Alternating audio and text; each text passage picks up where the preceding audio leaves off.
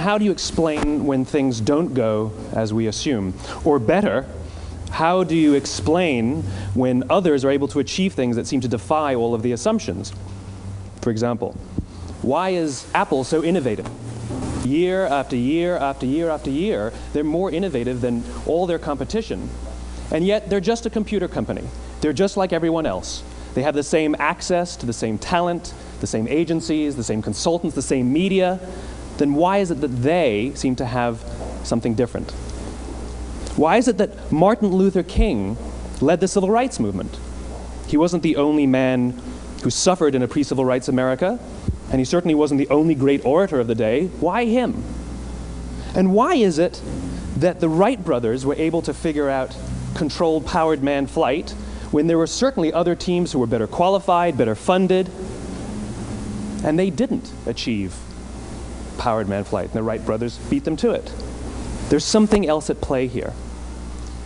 About 3.5 years ago, I made a discovery, and this discovery profoundly changed my view on how I thought the world worked, and it even profoundly changed the way in which I operate in it. As it turns out, there's a pattern. As it turns out, all the great and inspiring leaders and organizations in the world, whether it's Apple or Martin Luther King or the Wright brothers, they all think, act, and communicate the exact same way, and it's the complete opposite to everyone else. All I did was codify it. And it's probably the world's simplest idea. I call it the golden circle.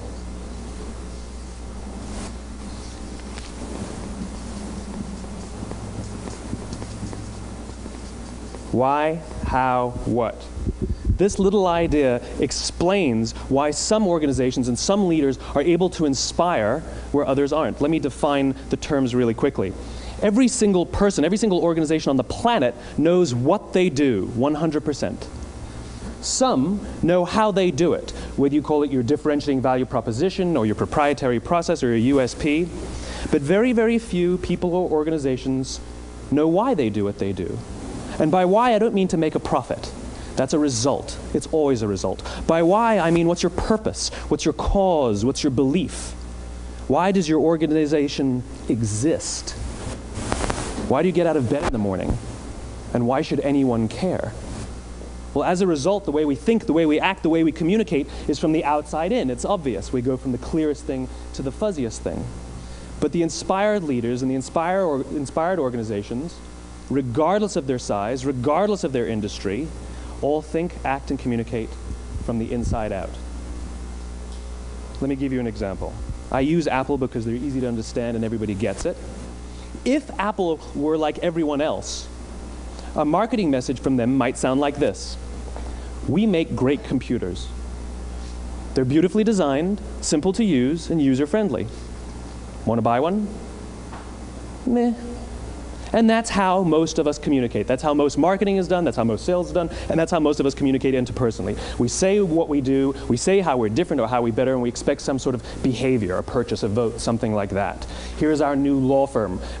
We have the best lawyers with the biggest clients. We have, we always perform for our clients, do business with us. Here's our new car. It gets great gas mileage. It has, leather seats. Buy our car. But it's uninspiring.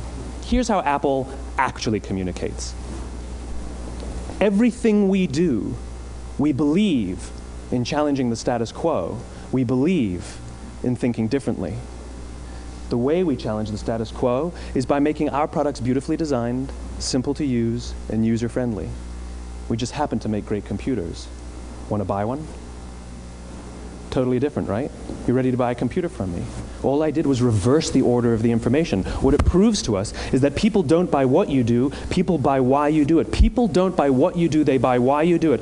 This explains why every single person in this room is perfectly comfortable buying a computer from Apple.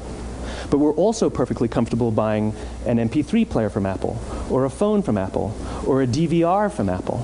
But as I said before, Apple's just a computer company. There's nothing that distinguishes them structurally from any of their competitors. Their competitors are all equally qualified to make all of these products. In fact, they tried.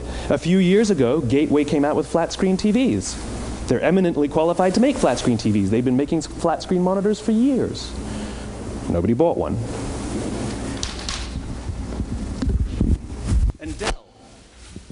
Dell came out with MP3 players and PDAs. And they make great quality products, and they can make perfectly well-designed products, and nobody bought one. In fact, talking about it now, we can't even imagine buying an MP3 player from Dell. Why would you buy an MP3 player from a computer company? But we do it every day. People don't buy what you do, they buy why you do it. The goal is not to do business with everybody who needs what you have. The goal is to do business with people who believe what you believe. Here's the best part. None of what I'm telling you is my opinion. It's all grounded in the tenets of biology, not psychology, biology. If you look at a cross-section of the human brain, looking from the top down, what you see is the human brain is actually broken into 3 major components that correlate perfectly with the golden circle. Our newest brain, our Homo sapien brain, our neocortex, corresponds with the what level. The neocortex is responsible for all of our rational and analytical thought and language. The middle 2 sections make up our limbic brains, and our limbic brains are responsible for all of our feelings, like trust and loyalty. It's also responsible for all human behavior, all decision-making, and it has no capacity for language.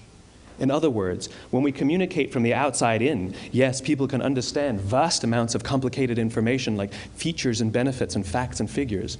It just doesn't drive behavior. When we communicate from the inside out, we're talking directly to the part of the brain that controls behavior, and then we allow people to rationalize it with the tangible things we say and do. This is where gut decisions come from. You know, sometimes you can give somebody all the facts and your figures, and they say, I know what all the facts and details say, but it just doesn't feel right. Why would we use that verb? It doesn't feel right. Because the part of the brain that controls decision-making doesn't control language. And the best we can muster up is, I don't know, it just doesn't feel right. Or sometimes you say you're leading with your heart or you're leading with your soul. Well, I hate to break it to you, those aren't other body parts controlling your behavior. It's all happening here in your limbic brain, the part of the brain that controls decision-making and not language. But if you don't know why you do what you do, and people respond to why you do what you do, then how will you ever get people to vote for you or buy something from you, or more importantly, be loyal and want to be a part of what it is that you do? Again, the goal is not just to sell people who need what you have. The goal is to sell to people who believe what you believe. The goal is not just to hire people who need a job. It's to hire people who believe what you believe. I always say that, you know, there's if you hire people just because they can do a job, they'll work for your money. But if you hire people who believe what you believe, they work for you with blood and sweat and tears. And nowhere else is there a better example of this than with the Wright brothers.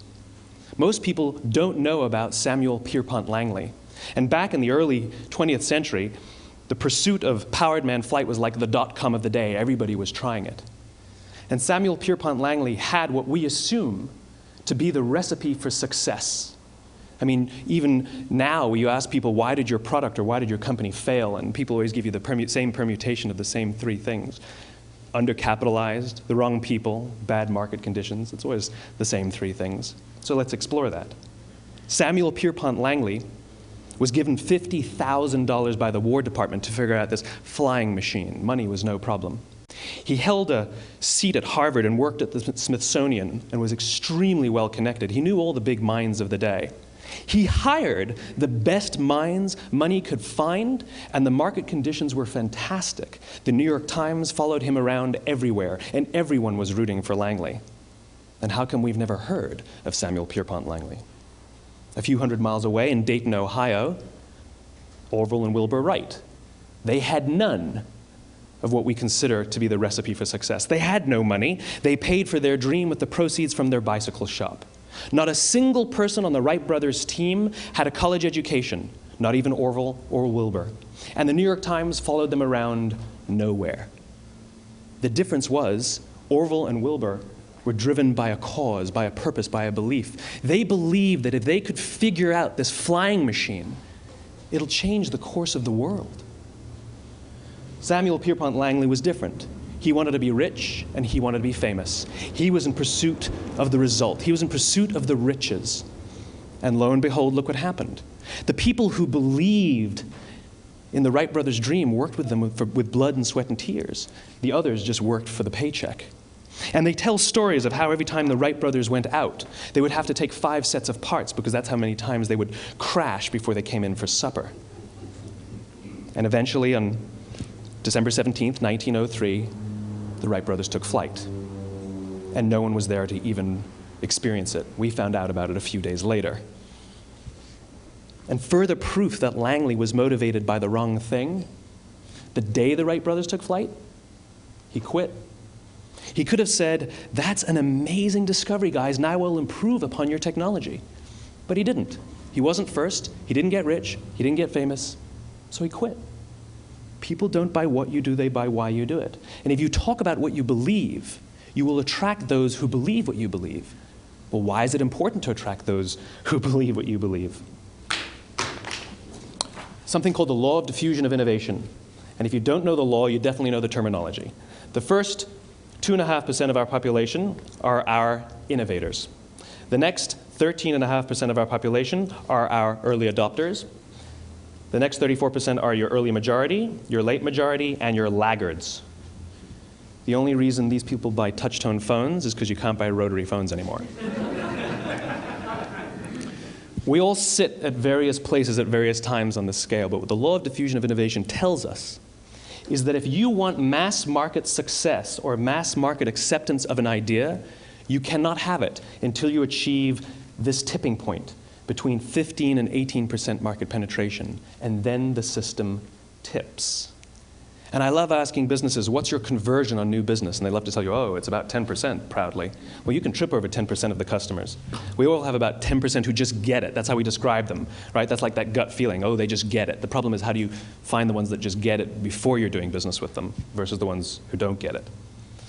So it's this here, this little gap, that you have to close, as Geoffrey Moore calls it, crossing the chasm. Because you see, the early majority will not try something until someone else has tried it first.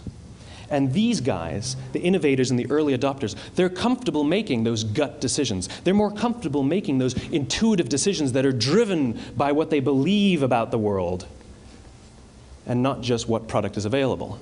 These are the people who stood online for 6 hours to buy an iPhone when they first came out, when you could have just walked into the store the next week and bought one off the shelf. These are the people who spent $40,000 on flat-screen TVs when they first came out, even though the technology was substandard. And by the way, they didn't do it because the technology was so great. They did it for themselves. It's because they wanted to be first.